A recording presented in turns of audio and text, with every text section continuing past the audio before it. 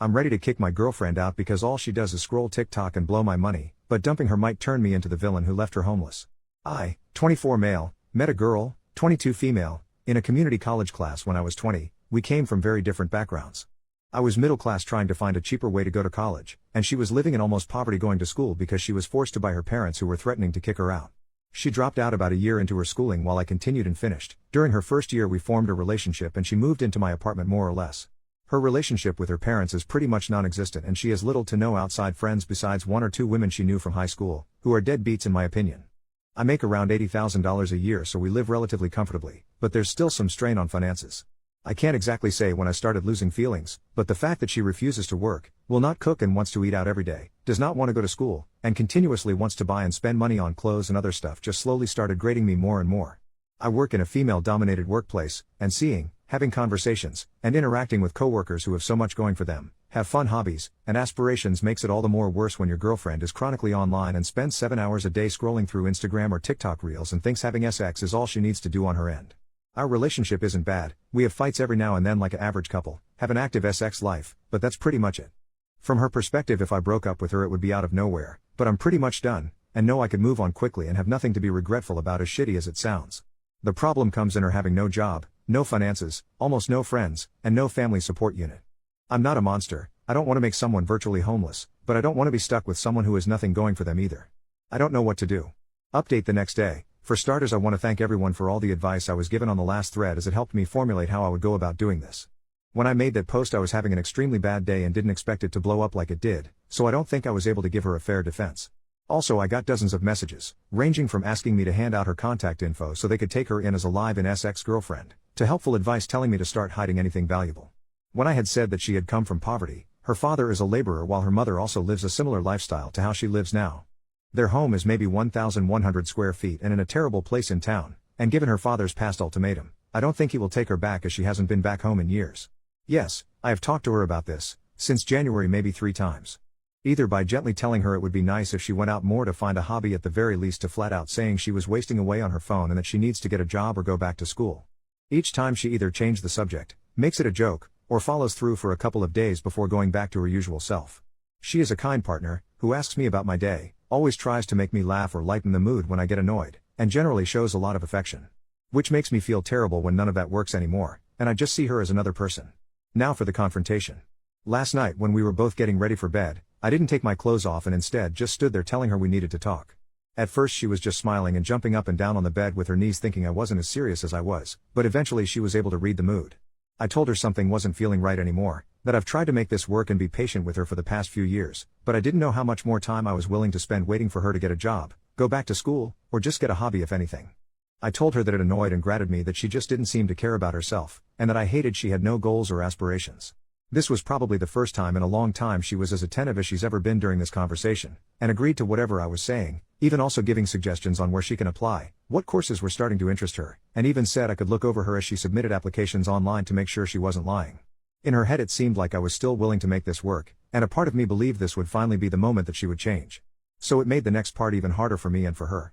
At her first I told her I didn't love her the same way, which slowly but eventually led to me saying I didn't feel anything at all about this relationship and was jaded. I was tired and wanted a fresh start with someone who was more goal-oriented, and wanted something more out of life. When she realized what I was getting at, she started to cry and asked why I didn't mention this sooner, and I said I've always asked her to cook, to go out with me to try something out, or to just go back to school, even when I offered to pay for her classes. Anything. She said she understands that part, but was upset why I didn't say it was leading to me losing interest in her, because from her perspective it seemed as if I still loved her all the same. She started apologizing, saying she wasn't in the right mental state and saying nothing was motivating her, and she genuinely had no interest in any hobbies. The only thing she liked was spending time with me, which is all she looked forward to in the day when I came home. None of this was really affecting my emotions besides making me feel uncomfortable, so I tried to continue by saying, I think her lifestyle would be better with another person, but she immediately cut me off and became more panicked. She started to apologize again for what she's done and said she would be a better girlfriend, that she would go with me tomorrow to wherever I wanted to go, and would look for courses in August that she could start doing. But she did not want to lose me since she had nothing else in life, and absolutely hated that I stopped loving her. There were so much tears and snot that I said we would have this conversation again when she calmed down, and we eventually did in an hour or so. She pleaded to give her 2 months to make a change and give her another chance, and promised that she would change. Again she listed off all the places she would apply to and said she would be a better partner. I never wanted to make her homeless, So this seemed like a good settlement, even though I still had my doubts. I then reaffirmed that I wanted to see other people, but she seemed much more adamant on this issue than the aspirations issue that she would be able to fix this. She said just give her a month to try and make the relationship work, and asked me again and again on what she could do to make her love her again, and that she didn't want me to hate her. She said that this was the worst part of it all, in the only person that she had just being done. It seemed as if she was about to break down again, so I said okay, we'll see how this relationship is in a month. In my mind, if I'm allowing her 2 months to get back on her feet, then by a month she would already be ready to move on. I also didn't want her to suffer a complete mental breakdown while I was still living her, so giving her a month to let her fix the relationship would give her enough time to accept things. I slept on the couch last night, and will probably continue doing so for a while. She came out at about 3 a.m. wanting to talk some more, but I said I was exhausted and we would do it tomorrow. She then slept on the floor beside me for the rest of the night, apologizing again. When I told her to stop, she silently said okay and sobbed for a bit under her blanket. But that's everything that's happened, so far. This was one of the hardest things I've ever had to do, but I regret nothing and feel much better letting everything out. I don't know how this situation will be in 2 months, but I was firm that it was the deadline. This post will probably get buried, so I probably won't do another update since I don't think anyone will care about this in a week or a month, but I will definitely private message those of you who have been helping me through this on how it turns out, or those who just want to be updated. But yeah, thanks. Edit, for all of you who keep asking what my workplace is, I'm an RN. Second update the next day. I want everyone who has private messaged me to know I read them all, especially those of you who have gone through similar circumstances as me and have shared your stories. I've been doing some self-reflecting and think I know how I want to go about this that will help with my lack of communication skills. I know I'm not a perfect person, but I still stand by my decisions I made that night 100% through and through. I might post an update sooner in a week or so, as the day after our fight am filled with a bit more hope than usual. Don't know how long it will last, but better make use of it. But again, just wanted to post this for everyone sharing your stories with me privately, as I can't message you all, as it's been helping me make decisions on what to do about this all immensely. Third update 1 week after the original post. Hey all, it's been about a week since my last post and thought I'd give an update. I find it easier to write than to speak in many situations, so this has been a great way to help my decisions and clear my head. Writing everything down has helped tremendously, and I will continue to do so until this is all over, and I will nuke everything afterwards. After the night confrontation, we didn't really speak all too much at home, with it being dry and awkward for a day or two, but I have been told I'm a workaholic by nature, so it was easy for me to stay at the hospital as a distraction, but in that time she did start to cook again. We weren't in the mood to go out to eat together. Eventually though, I sat down with her after she asked for a more thorough conversation on why I felt our relationship was failing. She promised not to cry or get upset, but wanted me to be 100% upfront so she had a better way of understanding, stating she wanted to try everything to fix this. I was really apprehensive about this, and I can't really explain why, but given being together for 4 years, I wanted to at least make an effort myself out of respect, even though a large part of me was angry for even doing so, as I feel I've never had the same from her. There have been many different camps in my last update, the main ones being kick her out immediately and leave her before it gets worse, try to find a way to fix our relationship, or end the relationship altogether but continue living with someone who would probably become absolutely neurotic. If I was going to let her stay for 2 months, I would absolutely not be dealing with that. I took consideration in all these main advice discussions and read through almost every reply. Even the most assumptive, bizarre and downright unhinged Redditor takes. More importantly, I took heavy influence of those who have shared with me their past stories, which either led to them being stuck in loveless relationships for years or eventually being able to overcome their problems and have an even stronger connection. Thank you again for your private messages. I read through a lot of your lives. Now for our conversation. She said she saw something on TikTok where couples put a phone on a table with a timer and wanted to do something similar, for each person to air what made them upset. I said that was dumb. If we were going to talk about our problems, it would be better if there was no time limit. She eventually agreed and said I could go first, asking me first when was the time that I completely lost my love in her. As I said before, it was never one action, but a grating feeling that got worse and worse until it got to this point, and I told her that, so she then asked when was the time I felt the most angry. I said it would take some time to think for me, and she said that was fine. After a few minutes something came to mind. I couldn't formulate the right words at first, but it eventually just started to come out. I told her the worst time was when I was first starting at my hospital. To keep it short, the tempo was brutal. It was constant work with little to no downtime, as I was constantly learning new things that school would have never taught me, while being expected to be able to handle it as a professional. It was without a doubt the most stressed I've ever been, and I feel like other RNs can relate here. That year hardened the way I think now. That hard work does pay off, if you have the drive and the passion. I told her I think that was when I started losing feelings the fastest, seeing her at home doing absolutely nothing. Coming home to no food made, to her not working a job, to her not learning anything, completely stuck to the internet with nothing to show for it. I said it made me even more upset when I had given suggestions for jobs with pretty easy schedules, or to find a new interest in school that would pan out better than last time, only to be rejected at my every attempt. I told her flat out that it disgusted me. She asked me why I didn't make this a bigger issue at the time, that I should have communicated this to her, but I said there's some things that shouldn't have to be said. I should /n''t/ have to remind her to wash her ass, eat, do something other than mindlessly scrolling on her phone for hours at a day, every day. I also told her that after coming home from the hospital during more stressful days, the last thing I wanted was to spend my time begging my girlfriend to do something productive, so I held my tongue and settled as she was still nice and caring.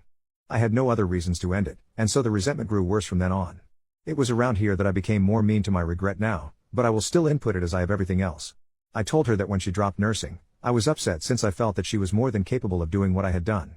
But after spending more time in the relationship, and spending more time getting to know her, I knew that with the type of person she was there was no way she could have ever finished. Which is why I suggested easier and more laid-back jobs, less demanding majors for school, shit. Even if she just cooked or found an interesting hobby at that point, I would have appreciated it. Still, she chose to do nothing for years. It's just the type of person she was and why I felt done for her romantically over time. She asked me if I hated her, and I said I didn't know. I told her she was very loving and kind, but I hated how she handled her life to this point. That I felt no ill will towards her after airing everything out, but I also felt nothing else. I just felt done and ready to move on. Throughout this conversation we kept eye contact, and there were times it seems like she would break, but like she said, she remained as calm as she could while I said what I had to say. I told her I was done and she could say her piece now, but she asked if we could continue the conversation later and locked herself in our room for the rest of the day. The next day we sat down again and finished the conversation. She told me that she thinks she's depressed, saying that she didn't feel sad before that night, just had no motivation of doing anything. I had a couple of messages telling me to ask her to get tested for ADHD, but when I started bringing it up she was very adamant that is not something she felt comfortable with. I knew she didn't like needles or going to the hospital in general, but her flat out refusing to get tested for disorders when I told her it was not at all like a regular hospital visit surprised me. She asked me if she was able to change in her behaviors, would I give her another chance? I said I didn't know, as I felt nothing right now and didn't know if her doing it would bring any feeling back. Especially since it took my breaking point to do so. She asked if there was any compromise, and I told her again, if in a month I felt like there was enough reason to stay together I would, but that there was no guarantee that my feelings would return. But I would match any effort she also put out. She was frustrated by my answer, but I said that's how it would be. She gave me a piece of paper to look at that she was working on last night that had a list of hobbies and interests she wanted to look into, the two major ones being photography and cooking again. She told me that she was looking into these while also showing me her phone, giving proof that she was putting in applications on Indeed and Glassdoor for some entry-level positions that she might get hired in. I told her if she was able to show enough passion or interest in these hobbies that she showed, I would not care about her working, just anything to improve herself. But if she didn't do anything at all, then it would be best to look for a new job to help her if she moves out. I've also been asked in private messages if I have any personal friends to talk to. There's 2 female coworkers I confide some information in given how many hours we work together at our hospital, and who I completely trust as in my opinion they are extremely grounded. They both said I would eventually get love bombed and this would all go back to how it once was, and that I needed to stand firm with moving on. They've very helpful friends who have even offered to let me stay over for a few nights, giving the reason that I would fall for her manipulation if I continued being anywhere near her, in their own words. But it didn't feel right since I'm still technically in a relationship, but I said I would consider it if the situation worsened. But again I find them grounded, so I always try to take their advice to heart. Despite numerous messages from you all privately or openly telling me that this will be a mistake, I want to make the attempt to give this one last try. Though I feel heavily closed and guarded and still feel indifferent with our current situation. But a lot of you have told me this can eventually change with enough work from both parties. I have also taken the advice of those saying to cut off sex, which was my intention from the start anyway, by continuing to sleep in the living room. But each day she has been sleeping on the floor right below me, even when I tell her I'd rather be alone with my thoughts, telling me this is something she would not accept. But that's everything so far. Next update will probably be at the month mark, as there's nothing else I feel like I need to say for now, just waiting to see if things can get better now that we're working on this somewhat. 4th update 3 weeks after the original post. Hello. A lot has happened in the past 2 weeks. It's actually felt more like a month with how much has gone down. My girlfriend was very proactive last week. It was a manic influx of energy as she tried to get interested in many different things that she thought she could enjoy. I kept my promise in meeting her halfway and tried my best at helping her in whatever way I could. The only real interest that she's been mainly sticking with is photography. I've said before that she has a stockpile of clothes that she's had over the years, and she sold a few of them on Depop in order to get enough money to get a Canon 250D camera that she says is good for starting out. She's looked a lot more into this than me. I strongly assume she stuck with this hobby as it gave her a chance to spend more time with me, as she continued asking me to go out into the city to take pictures and test out her camera. Given that I had promised to match her energy and didn't want to be a hypocrite, I did so even when I came home from longer shifts at the hospital. There was a major change in her behavior, however. While she usually was a very loving and affectionate partner, it had been turned up to its max during the first week. She asked me maybe 8 times a day how I was doing, if I was upset, what I wanted to do for the rest of the day, etc., just trying to gauge my mood. When we went out, her PDA was also maxed. She wanted to kiss, hold hands, and spend the night out as long as possible, even when I said I had to go in early to work the next day. It's hard to describe in words what she was doing. I don't know if it was exactly love bombing, but with the energy she putting out, I was fully expecting a crash to come, and it did during the second week. I'll talk about that in another post. There was only so much I could handle before I needed a break, especially with how I was still feeling after everything that had happened prior. My friends at work are the only other people I have been engaging with, and I've told them everything that has been happening. They warned me again that I was getting love bombed like they predicted, and it would only get worse. They asked me what I would do if I was stuck with her longer than 2 months, and I said my lease would be ending soon, so it was helping ease my mind, as I wouldn't mind moving if this all turned out for the worse, while still giving her enough time of a heads up. They stated their concerns that I was coming to work more tired than usual and it was getting noticeable, but I told them that I felt fine. During the weekend they had insisted that I go out with them to help my mood, stating that too much time in my apartment was not good for my health in my current situation. I declined when first offered, but after being asked again the day of, I agreed, and for most of the day I was with them having a really good time. In fact, it helped to regain my mood considerably. Naturally, my girlfriend was wondering where I had been the entire day, but I told her I had been with friends, and even though she was disappointed we couldn't go out for the day, I promised her we would spend all day tomorrow together. I get continued messages that I should immediately drop my friends and that they are manipulating me and my decisions, and think what you may, I know they are good people who look out for me. They played a large part in me quitting smoking this year, which although has made me more anxious at times, has helped with my health considerably. There's a different type of bond you form with people in our work environment, and I trust my coworkers with my life, for lack of a better term. Anyway, that's most of what happened the first week. Putting everything for the second week would triple this post, and it's hard looking back on it as it happened so recently and I still feel heavily raw. Large part of me posting this update to help, as writing everything out has always been a therapy for me. But yeah, thanks for your messages, and I'll try to reply to those of you I promise to keep updated for more relevant details. Fifth update 2 months after the original post. This is a very long post, just as forewarning. I've been holding back posting this for a while, as whenever I begin to write, I cannot continue without having to stop. But now that over a month have passed, I think now is the best time to reflect. There might be parts in this post that don't make too much sense chronologically, but given that I've been writing and taking breaks over multiple attempts, some past tense might be off as to where I began and left off. When I said the crash of emotions would come, I was right. It was ugly, loud, and could have been easily prevented in parts. When I posted my last update, I was not in the right mental state, so reflecting on the week before and writing helped to calm my nerves.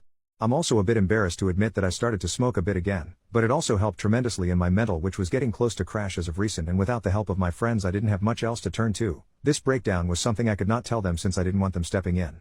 There had been a point where my girlfriend was in a not so well mood during one of our outings to the city. After returning home, she had said I was being dismissive, and if I felt angry or upset with her.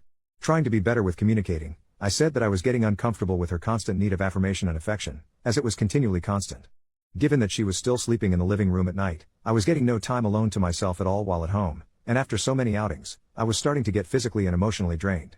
Truthfully, I felt physically tired more than anything, and given what my coworkers and my girlfriend say, it tends to show on my face more worse than it is. My girlfriend seemed to take this heavily, and didn't attempt to talk with me for the remainder of the day, along with the next, but was in a much more brooding mood during the second. Maybe it would have been better to apologize or communicate better during that point, as it might have been the point that a lot of this could have been avoided if I said something, but I instead took the time to nap and spend time alone, which I had rarely the chance to for over a week. Then came the third day. A lot happened over the course of this day, and a lot was said, and this was where the breaking point occurred, which caused further problems throughout the following week. I will try to be as thorough as I can, remembering everything that happened, from the start of the day to the end. When I had woken up, I had left without saying goodbye or speaking to my girlfriend, as I was almost running late. Normally I at least check on her to see what she's doing before I leave. She had been sleeping in our room for the last few days since her mood dropped. My mood was higher than usual during work, as I was rested, had my alone time, and was just genuinely having a nice time at the hospital, which didn't happen too often. There were a few times when my coworkers would go out to eat after work, and for the past few weeks I had been declining, but on this given day I had joined them, which led to me arriving home around 9 or later. It was pretty late and I had a few drinks. This is where I begin to have trouble writing. And where I usually stop. Arriving home, I see my girlfriend sitting down in the living room, looking at me directly as I walked in, not saying a word. It startled me, and I asked what she had been doing, as she wasn't on her phone nor was she watching TV, just sitting as if she was staring at a wall before I had entered. She asked me where I had been, and I said I was out with friends. She immediately asked were they my friends from work? My girlfriend is aware that I work alongside mostly women, and I have brought up my friends in the past before our relationship broke down to this point. I said yes, I was with them and we had gone out to eat. She asked me if I had been drinking as well. I don't know if it was noticeable or not or just a random question, but I said that I had. There was a period of uncomfortable silence that felt a lot longer in memory. She eventually brought up my month deadline on whether my feelings would change, and she asked if they have. It took me a minute to reply as that question had taken me off guard, and I said I appreciated her efforts in what she was doing, but I was still unsure of our future together and couldn't give her a direct answer. She told me again that during our outings together, that I was being dismissive, and that she felt I wasn't putting in the same effort to make this relationship work. I asked what she meant, as I was going out with her whenever she asked and matching her effort in finding hobbies whenever she thought of something she enjoyed. To me it just seemed like something she was just saying out of neediness. I think it was at this point she started to lose her composure, as her voice couldn't remain constant. She told me if I was aware that I wasn't smiling when we were outside, that I was quiet and rarely talked when we were spending time together. I told her she already knew how I felt, so for some of it, my mixed feelings shouldn't come as surprise. But I also explained again my lack of talking was just from being tired from work, but I don't think she believed me. She told me she's constantly overthinking how I feel now that she knows I've lost feelings, and doesn't know what she can do to make them come back. I told her again to just find a passion for something, anything, to get out of bed and be active with anything in her life. She says it's been 2 weeks and she's been as active as she can possibly be, to the point that it was causing her mental stress, but my mood wasn't improving, and she's wondering if anything will actually change now that it's closer to a month. And then came the full breakdown. Through tears and a broken voice, she tells me how much she loves me, how much affection and love she has given me throughout this relationship, just for me to throw it away over something as stupid as my conditions, as if it was just an excuse to end things, if I ever really loved her at all while we were together. She goes on to say that even with how upset she is at me, and how hurt and betrayed she has felt by the one person she has, that she still loves me and wants to continue our relationship. She tells me there will be nothing for her if I leave, no one, no place, no future, her will to live will be gone and she won't know what to do with herself.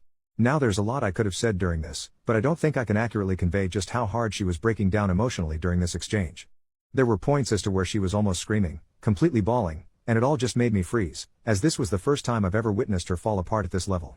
She goes on again to say there's no reason to live if this is the end, it won't matter what job she gets, another month will not be enough, and she knows I still won't want to be with her, and that she will have nothing. After everything was said, she locked herself again in our room, and stayed there for a few more days. Whenever I tried to knock to initiate conversation, she screamed for me to go away, and I did. A few days later, she had finally calmed down enough to where we could speak to each other, and she changed her attitude 180. She was still upset, but extremely apologetic in what she did and said, telling me that a lot of it was just in the moment and she didn't mean it. The days that I was finally able to spend alone, without her or my friends, gave me the mental to finally do what I should have a month ago. I told her as gently and as calmly as I could that it was over, that there was no chance that we could be together at this point and I no longer wanted to be in a relationship. I told her I would let her stay for an additional 2 months until she could find a job and help her get on her feet. I also said that if she was unable to do anything by that time, then I would be gone and moved out. She started to cry again, but in a much more defeated manner that almost made me break myself, but she agreed to the terms, and it was finally done. She was able to get a job at a supermarket about a week afterwards, but only part-time at first as that was all they were offering. After our final confrontation, our speaking terms were more or less dead. Whenever she was off work she would be in her room alone for the remainder of the day and night. I had stayed on the couch as at this point I was pretty much used to it and didn't really mind it. It feels really wrong and selfish to say, but I felt extremely free and happy for a bit. I didn't inform my coworkers about my breakup when it happened, and just continued to vaguely say that we were working on it. But during that time I frequently started going out a lot more with them after work, as staying in our apartment felt more like a chore and depressing. I had hit a high that I had not felt in a long while, and then everything came crashing on me the following week. I had contracted pneumonia, and was off work for about 2 weeks to recover. At first I thought I had caught a cold, but one day it hit like a brick and my lungs felt at 50% capacity. I couldn't take a deep breath without going into a fit of coughing and I constantly felt fatigued. Even now as I write this update with most of my symptoms gone I still have to use an inhaler to help myself breath at times. For most of the days that I had been sick I was sleeping, most days between 12 to 14 hours, and the time that I was awake I was lying down. When I told her what I had contracted and she saw how sick I was she offered to let me have the bedroom again, but I refused and said that I was fine. Since she was working part-time there was still a lot of time that she was spending at home, and for the first few days she left me alone. But towards the middle of the first week I was sick she started to occasionally check on me to see if I was okay and if I wanted anything to eat. Honestly I hated that me being sick forced us to interact, not because I was mad or anything, but because it felt incredibly weird and awkward, and that I had to depend on her now for a few things not even a week after we had broken up. I didn't feel well enough to get groceries like I normally did, and since she already worked at a supermarket she insisted that she buy food instead, and when I gave her my card she refused it and said she would buy it herself. For the most part I was snacking on fruit and cookies, but she said if I was going to get better that I eat actual meals, so she began to cook for me even when I said I didn't want anything. Even with this, we didn't eat together for the first week as she went back to her room after checking on me. But during the start of the second week of me being home, she started to sit down with me while I was awake and talk with me. She told me about her day at work and her coworkers, and a bunch of other stuff. It felt like a lot of it were things she wanted to tell me earlier but couldn't because everything was still raw. But when she started to talk, she didn't stop, and honestly I enjoyed listening to her talk about her day because it felt different. It went from talking to us watching TV together during nights that I couldn't fall asleep to us just talking about our issues that we've been holding to ourselves for a while. It was extremely cathartic and there was no yelling or arguing, just listening. It felt a way that we hadn't talked in a long time, not since from before we got together years ago when we're friends and classmates. Sometime during the second week I had hit a point where I felt extremely ill and I didn't want to talk or do anything, but I couldn't sleep either because I kept on coughing. She didn't go to work that day and stayed beside me for a long while. We didn't talk at all, but she made sure I was still eating and drinking water. There's a lot that can be said on how those 2 weeks made me feel about my situation with her and everything that had happened, but I can't convey them in words, much less writing, but I'll just say it was a lot of time to think. Since I've recovered, I had been trying to make a bigger effort to talk with her, but at the same time not trying to make it feel forced as it may have felt a month ago. Just random conversations about random things, about how her photos were going, how work was doing, if she liked her boss, just whatever. She spent less time in her room and more time in the living room with me when I had gotten home, just talking about her day and work, customers and coworkers, and in turn I told her about my day. Gradually within these weeks it feels as if the transition of being in relationship to being friends is a lot more apparent, and it feels better and more organic this way as it's become easier to communicate. Even still though, there's a barrier between us, something that formed from our final argument, and it's hard to describe exactly what it is, but it's there. The deadline that I had formed for me moving out is at the end of October, as that's when my lease ends. I'll post another update around that time. This post has turned a lot longer than I thought, but it's nice looking back on everything and seeing how our situation has been changing for the better. If you're still around reading this, thanks for the continued messages regarding my situation. Sorry if I couldn't reply in the meantime.